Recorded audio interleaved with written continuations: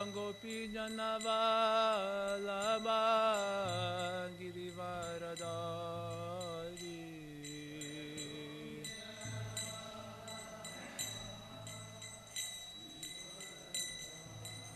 Jasodanandanam Rajajanaranjana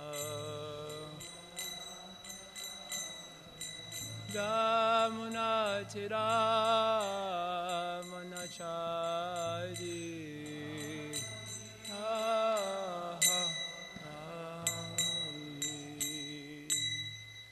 Jayom Vishnupa Paramahamsa Parivrajagacharya Shaturashatashi Srimad Divine Grace A.C. Bhaktivedanta Swami Prabhupada Ki Rajagranta Srimad Bhagavatam Ki Samveda Bhakta Vrinda Ki Nitai Govardhanandi. All glories to the Son of the Bodhis, all glories to the Son of the Bodhis, all glories to the Son of the Bodhis, all glories to Shishiguru and Gaurango. O Namo Bhagavate Vasudevaya.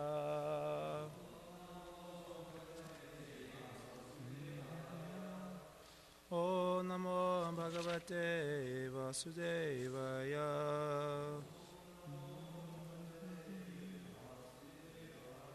O Namo Bhagavate Vasudevaya.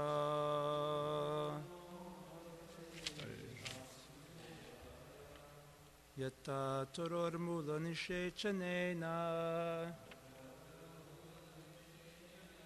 Tripyanti Tatskandha Bujopashakha Pranopaharachcha Yatindriyanam Tataiva Sarvarhanam Achutegja Yatatoro Mula Nishechanena Tripyanti Tatskandha Bujopashakha Pranopaharachcha Yatindriyanam Tataiva Sarvarhanam Achuteja.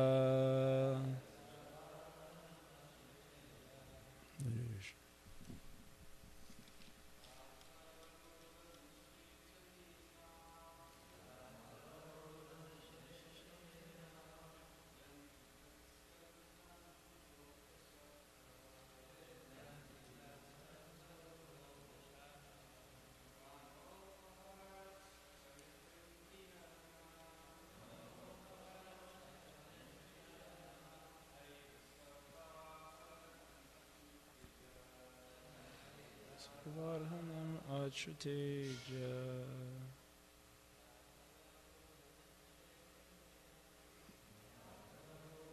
Shri Janena Janzitatskanda Bujopashakaha Pranopararachcha Yatindriyanam Tutairiva Sarvarhanam Achuteja.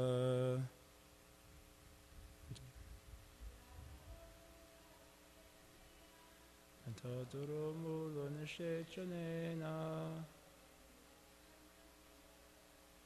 Tripyanti Tatskanda Bujopashaka Pranopararachcha Yatindriyanam Tataiva Sarvarhanam Achuteja. Yata, as Taro of a tree, Mula, the root, Nishechanena, by watering, Tripyanti, are satisfied, Tat, its, Skandha, trunk, Bhuja, branches, Upashaka, and twigs, Prana, the life air, Upaharat, by feeding, cha, and yata, as, indriyanam, of the senses, tata eva, similarly, sarva, of all demigods, arhanam, worship, achyuta, of the Supreme Personality of Godhead, ija, worship. Translation and purport by Srila Prabhupada Ki Jai. Translation: as pouring water on the root of a tree energizes the trunk, branches, twigs, and everything else, and as supplying food to the stomach enlivens the senses and limbs of the body, simply worshiping the Supreme Personality of Godhead through devotional service automatically satisfies the demigods who are part of the Supreme Personality. Purport: sometimes people ask why this Krishna consciousness movement simply advocates worship of Krishna to the exclusion of the demigods. The answer is given in this verse. The example of pouring water on the root of a tree is very appropriate. In Bhagavad Gita 15:1, it is said, Urdhva mulam adha shakam. This cosmic manifestation has expanded downward, and the root is the Supreme Personality of Godhead. As the Lord confirms in Bhagavad Gita, chapter 10, verse 8, Aham sarvasya prabhavha. Quote, I am the source of all spiritual and material worlds. End quote. Krishna is the root of everything, therefore rendering service to the Supreme Personality of Godhead, Krishna seva, means automatically serving all the demigods. Sometimes it is argued that karma and gyan require a mixture of bhakti in order to be successfully executed, and sometimes it is argued that bhakti also requires karma and gyan for its successful termination. The fact is, however, that although karma and gyan cannot be successful without bhakti, bhakti does not require the help of karma and gyan.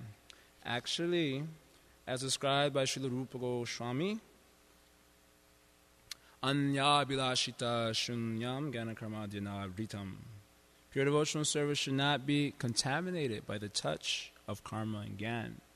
Modern society is involved in various types of philanthropic works, humanitarian works, and so on. But people do not know that these activities will never be successful unless Krishna, the Supreme Personality of Godhead, is brought into the center. One may ask what harm there is in worshiping Krishna in the different parts of his body, the demigods, and the answer is also given in this verse. The point is that by supplying food to the stomach, the indriyas, the senses, are automatically satisfied. If one tries to feed his eyes or ears independently, the result is only havoc. Simply by supplying food to the stomach, we satisfy all of the senses. It is neither necessary nor feasible to render separate service to the individual senses.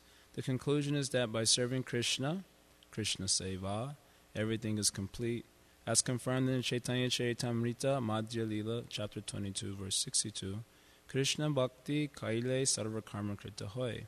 If one is engaged in the devotional service of the Lord, the Supreme Personality of Godhead, everything is automatically accomplished. Srila Prabhupada Ki Jai.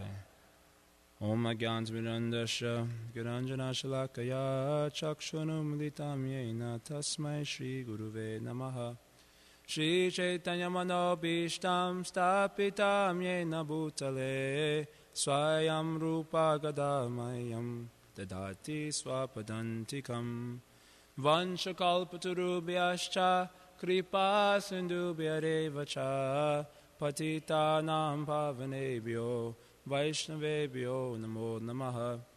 Jaya Shri Krishna Chaitanya Prabhu Nityananda Shri Advaita Gadadhar Shri Vasari Gaura Bhakta Vrinda.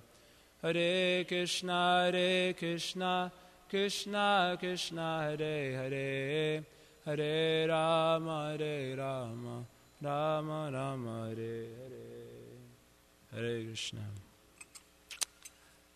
So Narada Muni is preaching up until this point. He's been describing that for persons who have taken birth in the human form of life, then whatever assets they have acquired with that birth, their mind, their intelligence, their bodily strength, and other various assets, computers, MP3 players, etc., whatever, then those assets should be used in relationship to Krishna. And then those assets are meaningful. Otherwise, no meaning at all. If one has a nice human form of life, good, healthy mind, intelligence, powerful senses, and various other assets, MP3, computers, etc., if one does not use those things in relationship to Krishna, then none of it has any value whatsoever. That's what he's been describing so far. And then he goes on to discuss, just giving an overview, that whatever sadhanas one takes up for achieving his goals, if that sadhana, if that goal is not Krishna, then those sadhanas for achieving whatever goals they have will not be satisfying. Because the goal of any sadhana is atma suprasidati. That is the goal of any sadhana. Means the means by which you achieve a particular goal in a general sense. That's what the word sadhana means. So the goal of any sadhana, whether one is on the material platform or the spiritual platform, is atma suprasidati. They want satisfaction of the atma, the self. That is natural. So then if that sadhana does not actually please Krishna, is not for the pleasure of Krishna, then it is considered useless, because the atma can only be suprasidati, satisfied by service to Krishna. There's a reason for that. That was described in the previous verse. The reason for that is because Krishna is the self of the self. He's the atma of the atma, the life of the life. And therefore, without satisfying Krishna, that is like neglecting oneself. The point is, we want atma suprasidati, but because Krishna is actually the self of the self, without satisfying Krishna, we can't be happy. Understand that point? This particular philosophical development is described very beautifully by Shukadeva Goswami in the 10th canto of the Bhagavatam at the end of the 14th chapter, where the question is asked by Parikshit Maharaj that when Krishna expanded himself as all the various forms of the cowherd boys and cows and so on, it was seen that the residents of Braja exhibited more love for their children, which was actually Krishna and not their children, than with their own kids. So or calves. So how is it possible that someone can love someone else's kid more than they love their own kid? That was Parikshit Maharaj's question. So Shukadeva Goswami gives a very beautiful delineation that he says, for all created beings, it is certainly the self that is actually most dear to everyone. For all created beings, it is the self that is most dear, and the dearness of other things are actually due to the dearness of the self. This is a little bit counterintuitive, because sometimes we would say, no, a mother really loves her children. Or a patriot who sacrifices his life, he really loves his country. But according to Shukadeva Goswami, that is actually due to the dearness of the self that they do that. Because they sacrifice all their energies for their children. They sacrifice their life for the country. Why? Because it satisfies the egoistic conception of themselves. I'm the mother of this child. Would they make the same sacrifice if they weren't the mother of that child? Would they make the same sacrifice if they didn't identify themselves as a patriot of the country? So in fact, their so-called selfless sacrifice is just a selfish affair. It is actually their own selves that they're trying to satisfy. Shukadeva Goswami makes this point. This is a little bit heavy, maybe a little bit uncomfortable, because we often give the example that the closest thing to love in the material world is the love that a mother has for a child. And Shukadeva Goswami points out that's just all a selfish affair in the real sense, because it's just satisfying a false egoistic concept of the self. So it is a self that is most dear, and the dearness of other things, children, wife, computers, and MP3s, are due to the dearness of the self. So then he goes on to describe, when a person thinks that the self is the material body, then the dearness of things that are in relationship to the body are dear because the body is dear, right? So for example, my computer is dear to me. Why? Because it has a relationship to my body, right? But your computer is not dear to me. Because why? It doesn't have a relationship to my body. So I appreciate my computer. Why? Because it's my computer, right? Otherwise, I wouldn't care about it. It's like if your computer gets lost, but you're in great distress, I can't find my computer. Sorry, Prabhu. I don't really care. But when I can't find my computer, have you seen I had so much important work on there? We get anxiety. Why? Because it's my computer. So when a person has a concept of the self being the material body, then the dearness of sense objects are due to the dearness of the body. But when a person becomes a little bit more advanced in his conception of the self, he realizes, oh, I am not this body, I'm a spirit soul. Then he discovers that the dearness of the body is actually due to the dearness of the soul. Right? My body is dear to me, but your body is not dear to my soul. Right? My body is dear to my soul. Why? Because it's my body. It's in relationship to my soul as such. But your body is not as dear, or not dear at all, because it's not in relationship to my soul per se.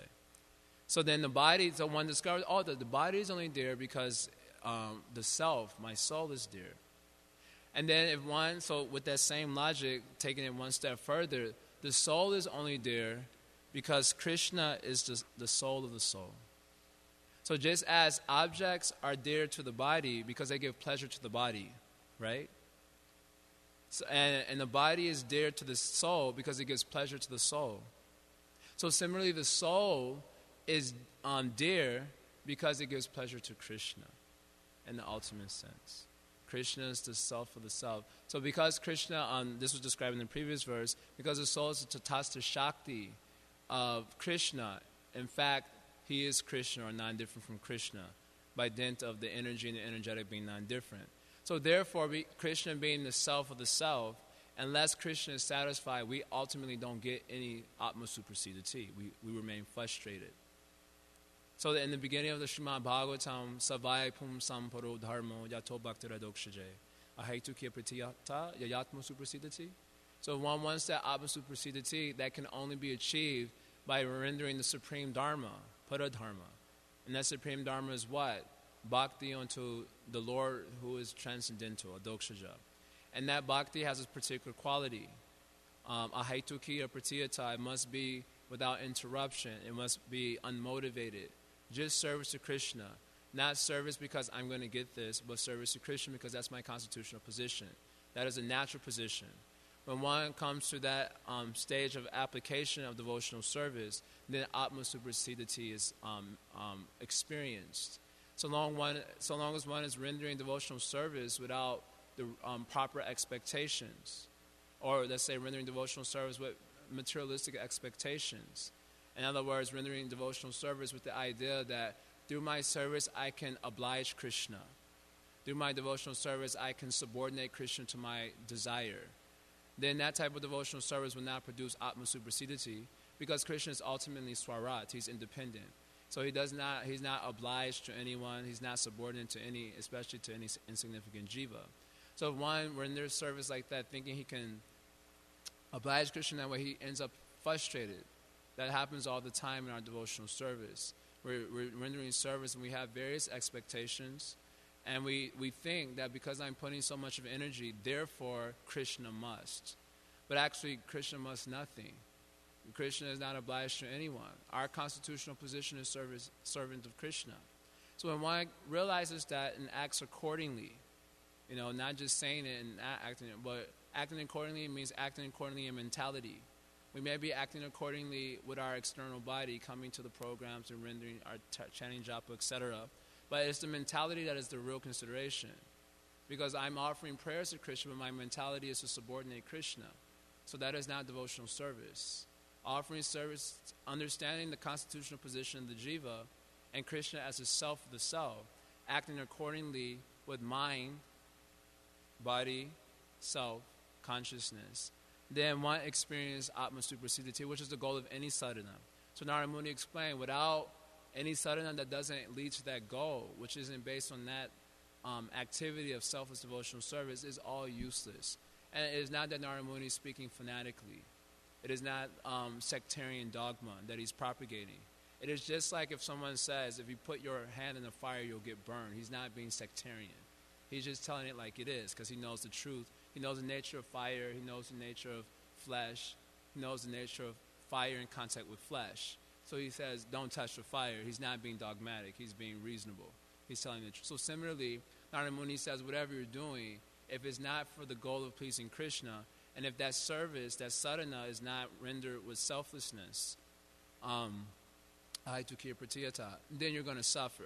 In terms of the Atma supersedes the principle, you're not going to feel satisfied. And he's not being fanatical. That's just the nature of things, because the nature of the soul is like this, the nature of God is like that. He's being very reasonable. So we see in the material world, according to the degree of dissatisfaction, then living entities act crazy. You know, when there's a little bit of dissatisfaction, they act foolishly. And when there's a lot of dissatisfaction, they act real crazy. So Srila Prabhupada is pointing out here in the purport that modern society is involved in various types of philanthropic works, humanitarian works, and so on. But people do not know that these activities will never be successful unless Krishna, the Supreme Personality of God, is brought into the center. So unless Krishna is brought into the center of everyone's activities, then what happens is the nature of dissatisfaction is it causes the living entities to become more and more restless and tend towards greater and greater forms of ignorance. Just like we have experience of being dissatisfied and trying various things out to get a little bit of a satisfaction. You know, I remember when I was watching the news one time, and a kid, he got on a Great America. He went on one of these roller coaster rides, and he was used to going on the ride, so he wanted a greater thrill. So he didn't lock the thing down all the way, you know, because he wanted a greater thrill when the roller coaster was going down, and then he can really come out of his seat like he's going to fly off, so, you know, because they're dissatisfied. So he just locked it down a little bit, and somehow or other he got away with that. And the roller coaster took off, and it got to a particular point, and the thing came up, and he went flying out, you know, and he died, obviously. This is a kind of a goofy example of the principle, though. The principle is, I'm not satisfied, I need a little bit of a greater rush, and therefore it led to a dangerous situation. That's a goofy example, but there are more extreme examples that could be given. Due to dissatisfaction, people, boy, girl, come together because of the misconception that by sense enjoyment I'll be satisfied. And usually that turns out to be the greatest disappointment. And people do crazy things like commit homicide and then suicide. These things go on all the time nowadays in the material world. So unless Krishna is brought into the center of all the relationships, for real, not just in a semblance sort of way, but in a substantial sort of way, then society will begin to deteriorate, relationships deteriorate on the fact that Krishna is not really the center, and not being the center, people are not actually going to be satisfied. Atma supersedity principle is not met, and therefore, the greater the dissatisfaction, the greater the drop into the mode of ignorance. And then once one is the activities of the mode of ignorance are destructive. Ignorance means destruction. Passion means creation. Goodness means maintenance. Ignorance means destruction. So when there's a greater amount of ignorance, then there will be greater destruction in the relationships on a micro and macro scale. So this verse is a very famous verse. Srila Prabhupada quotes at the end of the purport, Chaitanya Charitamrita, Krishna Bhakti Kaila Sarva Karma Krita Hoy, Shraddha Shabde, Vishwasva Kahe Shuddhita Nishchay. So Mahaprabhu, in describing devotional service to Krishna, to Sanatana Goswami, describing the various elements of devotional service, he describes that the entryway into bhakti is faith. Faith is the platform by which one moves in the devotional realm. One is qualified for karma by having strong desires for sense gratification. One is qualified for Gyan Yoga when there's sheer disgust with the material world. One is qualified for bhakti when there isn't so much tendency to enjoy, nor is he disgusted with the material world, and most importantly, when he develops faith. Then he becomes qualified for bhakti. Faith in Krishna means faith in the process of Krishna consciousness. It means faith in Krishna Nam, which is not different from Krishna. It means faith in the scriptures, which are giving Krishna's instructions. Faith implies all these things. And most importantly, faith means, let's say most importantly for a sadhaka, is it fine? Faith means faith in Guru and Vaishnavas. The most important, because bhakti progresses from sadhana to sadhya. Sadhana means the means, the sadhya means the attainment. So the beginning of sadhana, as delineated by Srila Rupa Goswami, the first three principles he's mentioned is all related to the spiritual master. And he after giving a list of the various 20 initial angas of bhakti, he says of these 20, the most important are the first 3. And describing that this is actually the doorway to bhakti, real devotional service. So this is the case because Guru and Vaishnavas are considered constituents of Krishna's active existence in this world. That means they've been identified with divinity. So the appearance of Krishna means the simultaneous appearance of his various paraphernalia, which includes Vaishnavas and Guru. Or conversely, when there's the appearance of Vaishnavas and Guru, that simultaneously means the appearance of Krishna. So then faith in this principle is the means by which one can actually move forward in devotional service.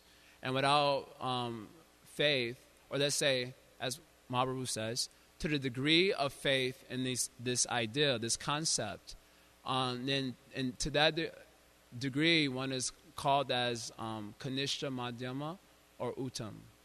Mahaprabhu mentions that one is a Kanishta Adhikari, Madhyama Adhikari, or Uttama Adhikari according to the degree of his faith. So that faith, so then after mentioning this verse, then Mahaprabhu quotes what verse? He quotes this verse to describe. That's the next verse he quotes in Chaitanya Charitamrita, this verse. So this verse is a verse describing the position of faith and devotional service. That just by watering the root of the tree, one waters the trunk, the branches and the twigs, or just by putting food in the stomach, one energizes the senses. In the same way, by service of Krishna, through bhakti, which includes all the elements which I've just described, then one can actually become happy. And one, which is mentioned here specifically, one is actually rendering service to everyone, because Krishna is the self of the self. So the idea here, this is a nice verse of giving expression to faith, because for those who are in ignorance, it may not appear that by watering the root of the tree that they're actually doing anything substantial, right? When one is in ignorance, it looks very much more substantial to water the twigs and the leaves, because the tree looks like dried out, so you think by putting a little water, now it looks good. But then someone tells you, no, not that way, by watering the root. But you can't see that. You can't actually see how the tree is benefiting by watering the root. Right, so similarly, we can't see how the whole material existence is being benefited by service to Krishna. How society is being benefited by even one sadhana in the temple. We can't perceive it. So therefore, people tend to give more weight to philanthropic activities because it appears more substantial. Right, we give weight to externally trying to help living entities, even devotees, because it looks like more substantial. But just by rendering service to Krishna, it doesn't look very meaningful, like we're doing anything. Many times they will even ask, "What are you doing just by your chanting Hare Krishna in temple? Why don't you go out and help people?" Or sometimes once I was at DePaul University, we were doing Harinam, and there was a political something going on at DePaul University at that time. So someone asked us, "What are you doing for the political situation?" I said, "Can't you see? I'm chanting Hare Krishna." And he, of course, did not appreciate my answer. I said, because by watering the root of the tree, they cannot appreciate, because you can't see how is it chanting Hare Krishna on this little bitty corner on Kenmore and Belden. That's the corner I used to be on at DePaul University. I told them I'm benefiting the whole Chicago area by this little corner on Kenmore and Belden just by chanting Hare Krishna. People are crazy and selfish. And that's why I don't like religion. You guys are just into your sadhanas. You're not caring about the people and so on, because they lack faith. So someone may say, this is indicated in Srila Prabhupada's purport, well, okay, we'll water the root of the tree, but we can also water the branches and the twigs and and so on. We'll do both. So then another example is given. Just by feeding the stomach, you energize all the senses. But if you try to feed the senses individually, Prabhupada says here, it only leads to havoc. Not only is it useless, but it leads to havoc. So another example is given. So by trying to render service to to humanity at large, etc., without the principle of dedication to Krishna, then it only leads to havoc. And the proof is the way the society looks today. Similarly, and on a smaller scale, in our relationships with Vaishnavas and so on, if we try to satisfy one another without the principle of service to Krishna, then it leads to havoc in the relationships. That's a fact. The tendency for endless discussion based on the body and mind in order to give a sort of sensual mental satisfaction. If that should be our only standard of exchange, then it will lead to dissatisfaction. Many people have many misconceived notions of what spiritual relationship is all about, because we're taking from our experience on the mundane platform of what relationship is all about, kisses and sweeties and all these things, and then we want to bring it into the spiritual realm, right? In the material realm, I love you, sweetie. All these things are going on, and that's the way you express affection in the material world. Now, if you're devotees, it may not be so gross, but close. Not like that, but close. But then, if it shall be negligent of the principle of hearing and chanting the center and seva, Krishna seva is being pointed out particularly, service to the deity in relationship to other devotees with proper respect, proper regard, then it shall lead to the deterioration. The Atma Suprasidhiti thing won't happen, and you'll become increasingly frustrated. So one has to check, what is my conception of exchange? Exchange is only possible on the platform of Krishna consciousness. And faith in that principle is going to, let's say, the degree we have faith in that principle, to that degree we'll come closer to this real satisfaction of the self. Otherwise, it would be total frustration. All this I love you, I miss you, and all these things going on the material platform, in the name of devotional service, shall never satisfy. So this is a simple principle of bhakti. It is always very simple, but its application is very difficult because we're attached to various mundane conceptions of the way things should be. Are there any questions? Anyone wants to ask anything? Yes. You were speaking about how all these different things that we may be doing in the name of helping others are ultimately useless if we're not directly serving Krishna. So I was thinking sometimes with devotees, due to our own material attachments, we may need a lot of support to render devotional service, and that may require some counseling or spending time with them, and the discussion may not even be connected so much to devotional service. How do we justify that as also watering the root? No, watering the root means service to Krishna. So there may be some impediment to our accepting that principle in terms of our actions. So therefore, in order to remove the impediment, one may be needing something like the counseling and so on, to remove the tendency to not want to worship Krishna because of some mental situation, central situation. So that is okay. But then the person has to finally render service to Krishna. It's not like this is a psychiatric ward where there can be endless amounts of such counseling and the person is not wanting to move forward in a devotional service.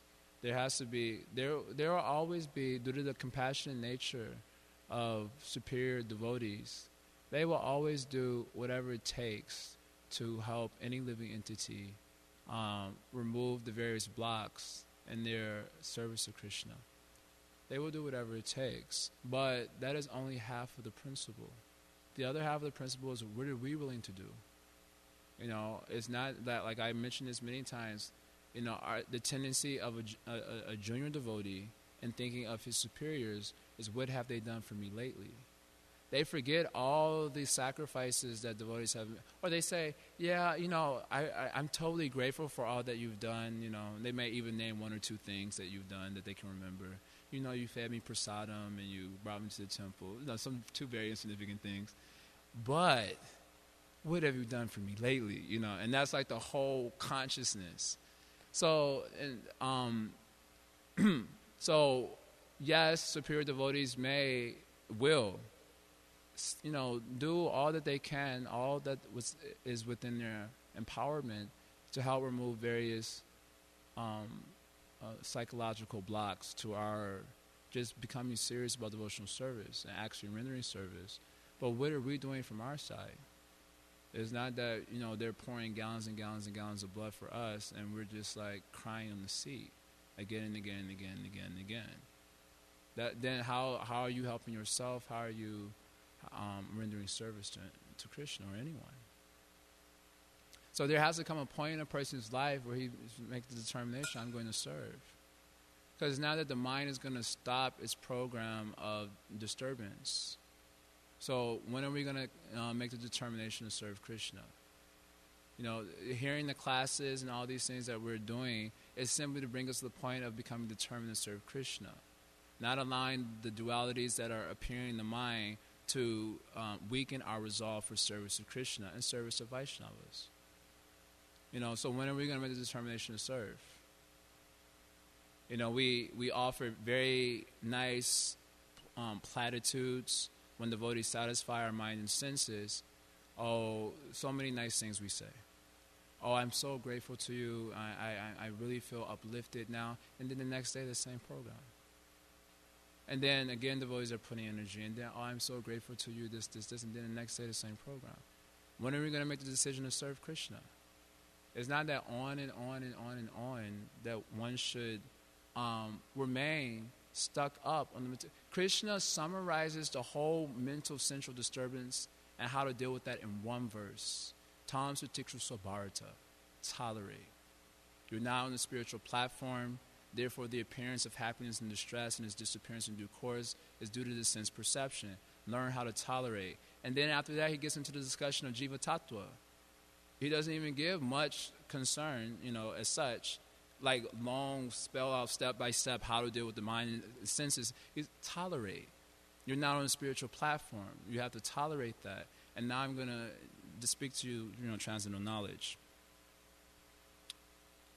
So we can say, well, Arjuna has certain qualifications. He can easily, assimilate and so on. Okay, so that's true. So then devotees are spending more time with us on that particular 214 situation. But then when are we going to decide to serve? Are we ever going to decide to serve? Are we going to come in day after day after day with our long list of petty issues based on the material dualities? And then being upset if a devotee is like, taking a more succinct approach to the solution, like Krishna, I got to go do some service.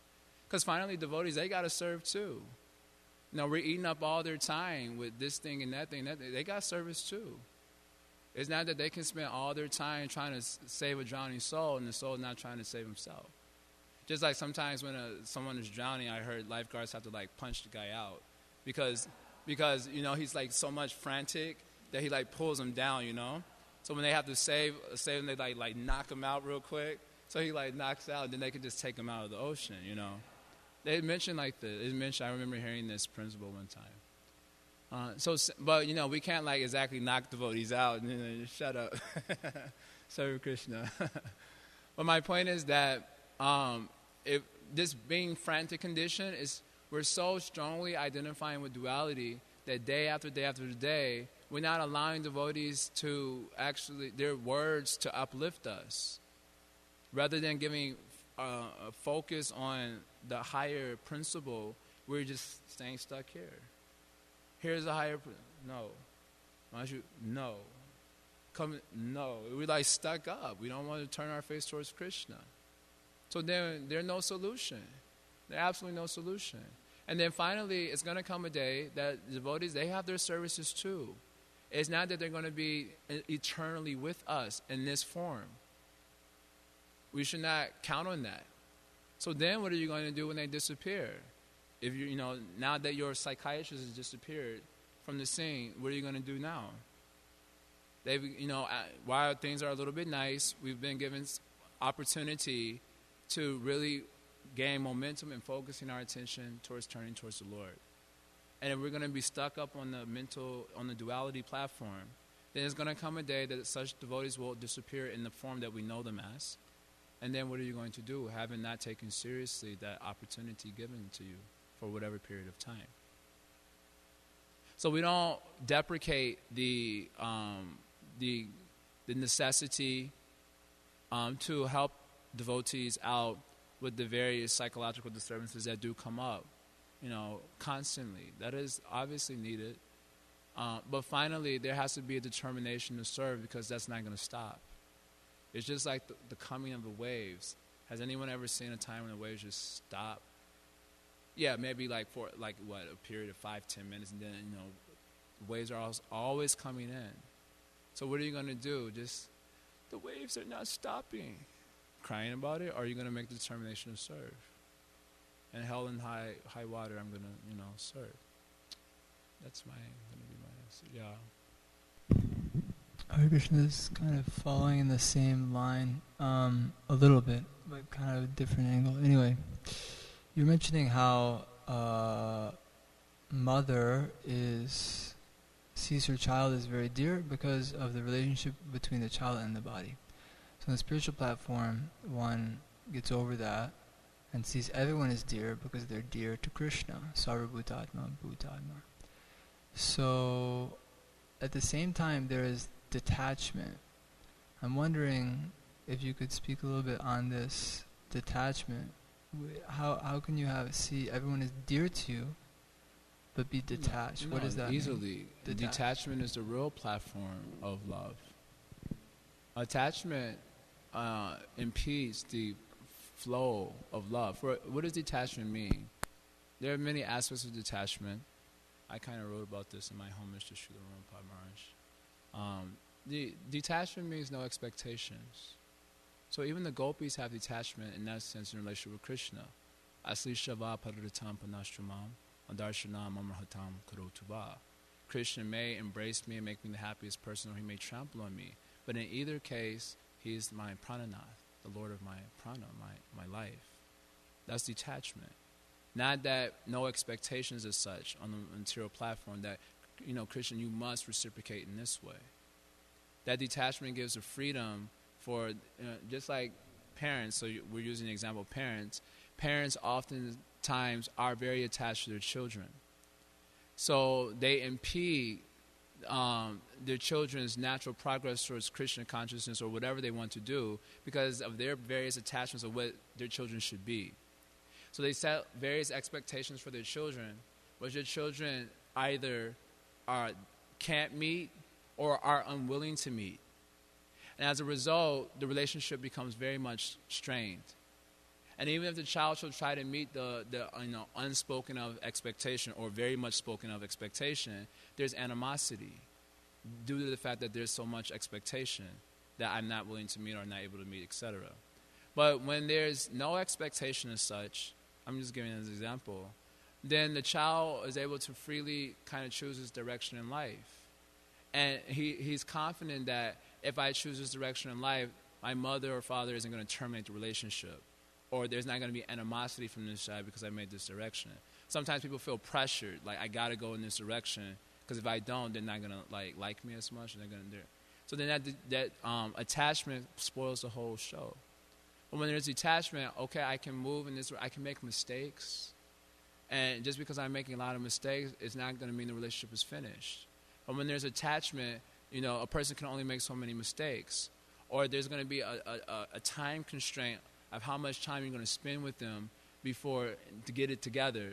And if they take too long to get it together, all right, this is too much. I'm going somewhere else. I'm going to find out a new disciple or a new kid or whatever. But when there's detachment, a person can make mistakes. He can honestly grow without feeling this unspoken of pressure to meet a certain aim and so on. So these are the various kind of aspects of detachment. When there's detachment, one can speak the truth. When one is too attached, he can't be straightforward in his dealings because, I don't know how they're going to accept that or how they're going to think of me. But when there's detachment, you can actually speak very truthfully to the person.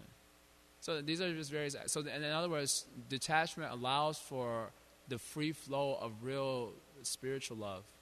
But when there's attachment, so Krishna must reciprocate in this way. I'm attached. I have a certain expectation of Krishna. I have a certain expectation of devotees and how they must reciprocate. And then because of that attachment, when that doesn't come, and oftentimes it doesn't come, then what happens? Animosity comes in the heart and so on. But rather, if I was detached, okay, my position is servant. Detachment doesn't mean negligence. We should not equate the two. It's not that I'm detached, I'm negligent. I'm detached so I can allow. Dhruva Maharaj is a good example in his mother. He was 5 years old. He said, I want to go to the forest and worship the Supreme Personality of Godhead. She said, this is the best thing for you. Haribo. We can hardly imagine any modern parent doing such a thing. Their kids are 25 years old and they're not allowing them out the house. To be frank, to be real. Where you're going to go, and then putting all types of seeds in the mind, these devotees are like this, at the age of 25 years old. And then if they get some, direction and do something else, then the parents are like, why didn't you consult with me? I'm like, the person is 25 years old. Is he not a grown man? Do I have to consult with you? I mean, last time I checked, once you're 18, you're a grown man. But because there's attachment. There's attachment. So then there's not a really free flow, loving relationship. So what is spiritual attachment between, for example, disciple-guru, or between two devotees in a service situation, or between, parent-child also, because they're both devotees? So Yeah, attachment is serving. Simple.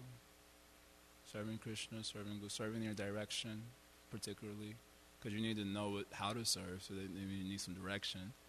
And then you're attached to that. Just like 286 is a purport I've been mentioning many times, and Prabhupada mentions there that the order comes down from Guru to disciple, and the disciple never thinks of giving up the order of his spiritual master, because it fully satisfies him due to the affectionate tie with his Guru. And then Prabhupada said he doesn't even care what happens to his life.